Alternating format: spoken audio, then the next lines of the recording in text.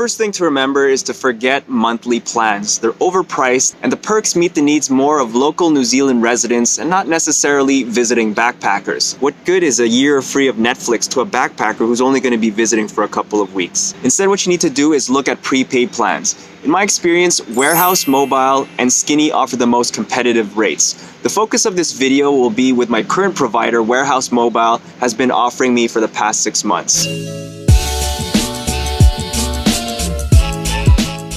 We're going to break this video down into 3 categories: voice, text, and data. You don't need to prepay a voice plan because the standard prepay rates with Warehouse Mobile are so low that the odd phone call you might make is not worth buying a prepaid plan. If you stick with the standard prepay rates, you'll be paying 4 cents per minute. Compared to Spark's rate, it's a lot lower. Spark charges 49 cents per minute. For text plans, again, you don't need to prepay a text plan because domestically, I'm only texting my wife Ling, and the rest of the world, my family, my friends, they're like a world away. So I'm messaging them through using my data either through Facebook Messenger or WhatsApp. On the off chance that you do need to send a text message, Warehouse's standard prepay rates are 2 cents per text message, which again is a lot cheaper than Spark's standard prepay rate of 20 cents per text. So the only thing that leaves is prepaid data that you need to buy. But how much data is enough data? That's entirely up to you. For the past few months, I've limited my prepaid data usage for Google Maps, just for getting around and finding campsites and hiking trails, booking the odd Airbnb, and finding the best local fish and chips. Another alternative to that is Maps.me, which is an offline maps application.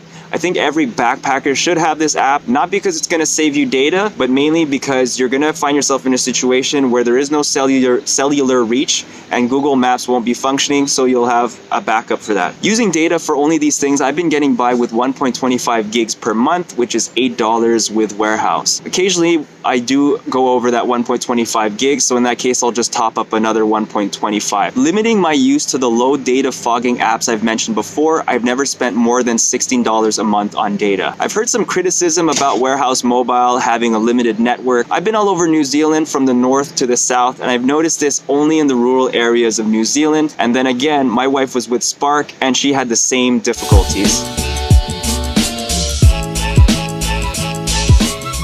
I then use the abundance of free Wi-Fi zones for the data-heavy stuff like Instagram, Facebook, and uploading the weekly YouTube videos to my channel.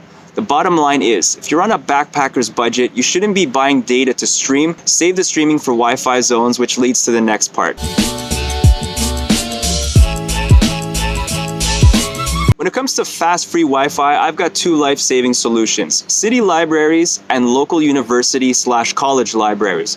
Both offer fast connections, more typically the university libraries, and have been critical for me keeping up with my YouTube upload schedule for the past 7 months.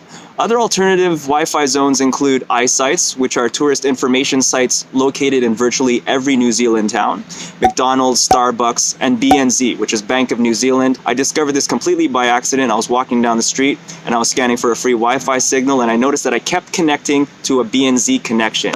So this bank, for some reason, offers free fast Wi-Fi. So if you see a BNZ, you're not too far from a free Wi-Fi connection. When first stepping off the plane in New Zealand, keep your eyes peeled for mobile provider kiosks offering deals in the airport. Before we even got our luggage from the baggage claim, we had already gotten our phones connected with Vodafone with an unbeatable promotion that they only offer to newly landed tourists/workers to New Zealand. All